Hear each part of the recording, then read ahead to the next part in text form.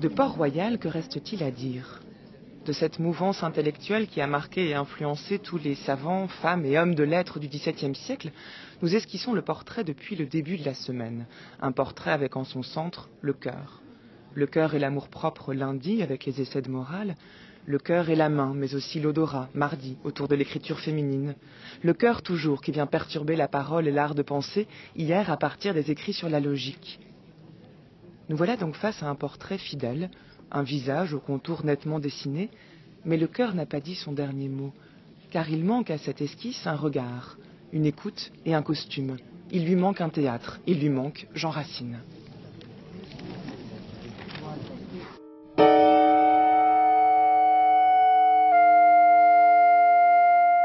Je ne suis pas un théologien comme vous.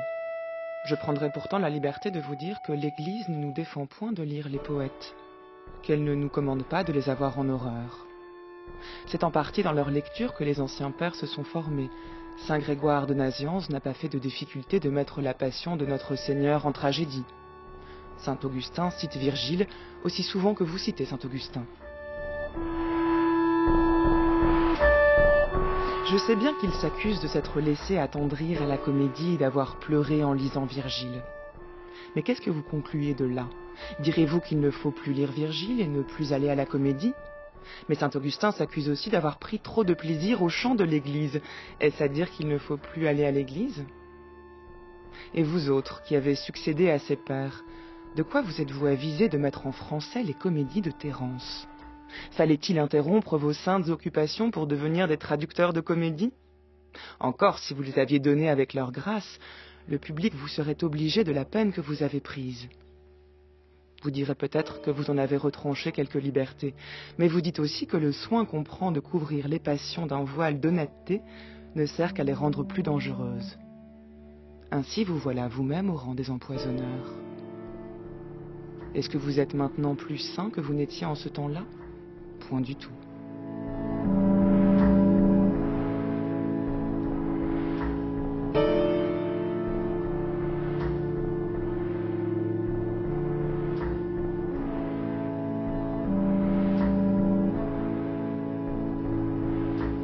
Bonjour Laurent Thirouin. Bonjour Adèle. C'est un plaisir de vous accueillir à nouveau sur les nouveaux chemins de la connaissance. Vous êtes déjà venu parler de Pascal à ce micro, d'Éric Rohmer également, et donc aujourd'hui du théâtre et de Port-Royal, l'aveuglement salutaire, le réquisitoire contre le théâtre dans la France classique. C'est le titre de votre ouvrage qu'on trouve chez Honoré Champion.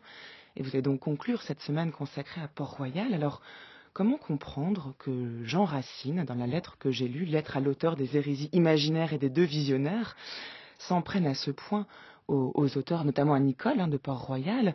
Est-ce qu'il songe dans quel sang elle va se baigner pour parodier Burrus, dont on a entendu la voix juste en début d'émission? Il semble allumer un feu qui ne peut s'éteindre, alors que Racine a été formé par Port-Royal.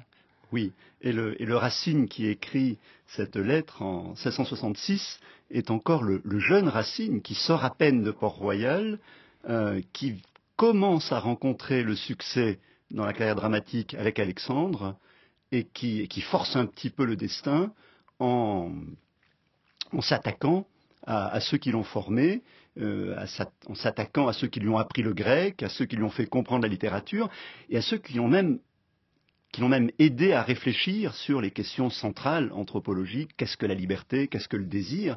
Donc ça a quelque chose d'extrêmement violent, qui a beaucoup déplu au XVIIe siècle. On y a vu une marque d'ingratitude inouïe, et en même temps c'est une lettre d'une violence, d'une intelligence, d'une méchanceté. Je me demande si j'ai jamais rien lu d'aussi méchant que cette lettre de Racine à ses anciens maîtres de Port-Royal. C'est d'autant plus méchant qu'il, comme il a été formé par eux, il sait exactement comment s'adresser à eux et où sont leurs points faibles. C'est presque ici un exercice de style, en fait. Voilà. Et alors, il y en a un qu'il pointe dans le passage si savoureux que vous avez lu, c'est leur goût pour la littérature. À Port-Royal, un des littéraires, entre guillemets, de Port-Royal, c'était Pierre Nicole. Or, Pierre Nicole est l'auteur du traité de la comédie. Et là, Racine les accuse avec beaucoup de malignité de la traduction de Terence qu'ils ont faite. Alors bon, pourquoi perdre son temps à traduire des comédies, et à traduire des pièces de théâtre? Alors évidemment, Terence était un modèle de latin, donc on pouvait estimer que traduire Terence, c'était faire une œuvre pédagogiquement utile. Mais bon, dans Terence, il y a quand même quelques passages, nous on n'oserait pas dire obscènes, mais quelques passages qui sont légèrement audacieux au regard des critères de Port-Royal. Donc ils les ont enlevés, ils ont assagi Terence.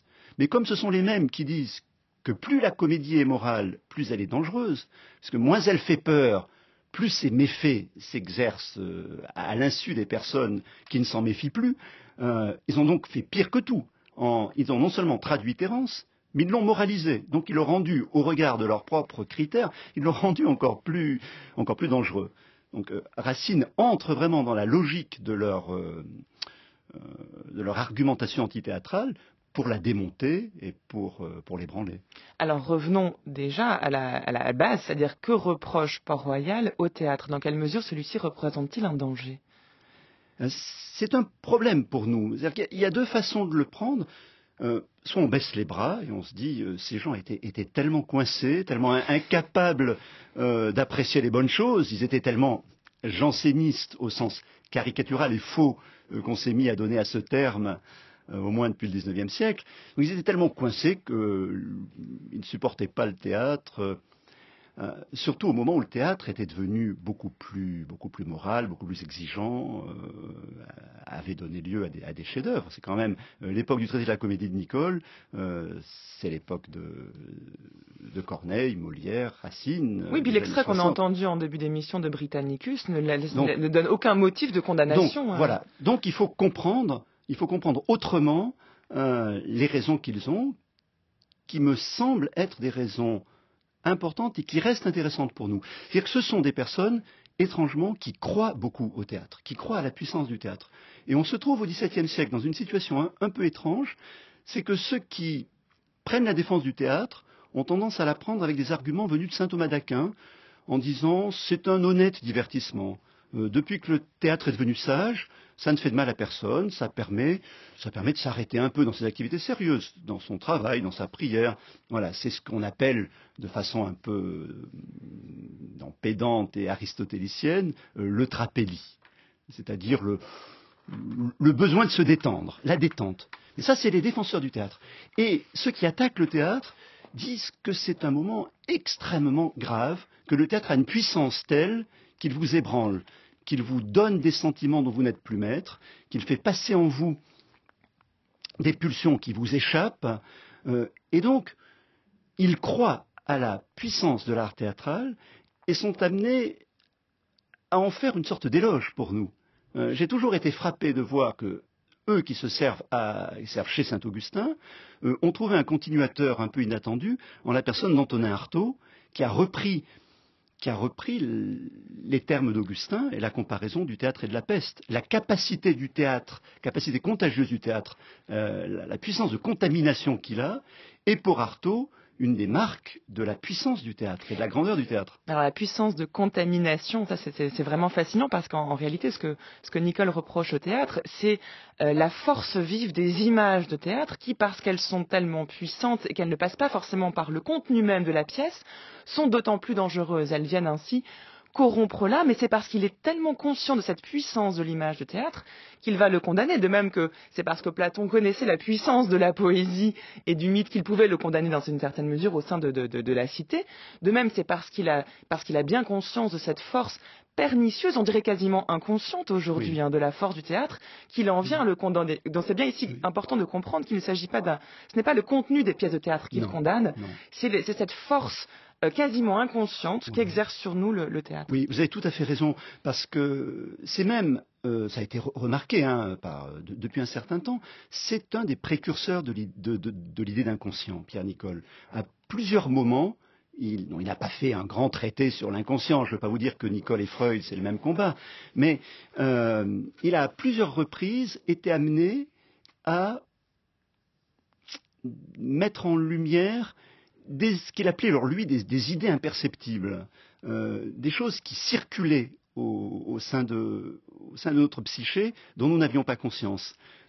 Et dit-il, le théâtre, ce qui est la comédie, puisqu'il ne parle pas du théâtre à cette époque, on dit la comédie de façon générale, comédie plus tragédie, la comédie est un des grands producteurs de ces idées inconscientes qui entrent en contrebande et qui continuent à vivre sans nous. J'ai peut-être un texte de Nicole, si j'arrive à remettre la main dessus. Oui, il y a souvent longtemps, écrit Nicole, que l'on commence à tomber quand on vient à s'en apercevoir. Les chutes de l'âme sont longues, elles ont des préparations et des progrès. Et il arrive souvent qu'on ne succombe à des tentations que parce qu'on s'est affaibli dans des occupations de peu d'importance. La parole de Dieu, qui est la semence de la vie, et la parole du diable, qui est la semence de la mort, ont cela de commun qu'elles demeurent souvent longtemps cachées dans le cœur, sans produire aucun effet sensible. Donc c'est des semences, ce qu'il appelle ici des semences, qu'il appelle à d'autres moments des idées imperceptibles. C'est des choses qui s'installent en nous. Par exemple, c'est l'exemple que prend Nicole, les préjugés concernant la gloire, qui vont nous amener à accepter des duels et éventuellement à tuer notre prochain pour des raisons futiles. Et on voit le Cid de Corneille, et on trouve, ma foi, tout à fait normal que pour un soufflet, quelqu'un se mette en état de tuer son prochain. Ce qui rend le danger de la comédie plus grand est qu'elle éloigne tous les remèdes qui peuvent empêcher la mauvaise impression qu'elle fait. Le cœur y est amolli par le plaisir. L'esprit y est tout occupé par des objets extérieurs et entièrement enivré des folies que l'on y voit représentées, et par conséquent hors de l'état de la vigilance chrétienne, nécessaire pour résister aux tentations, et comme un roseau capable d'être emporté par toutes sortes de vents.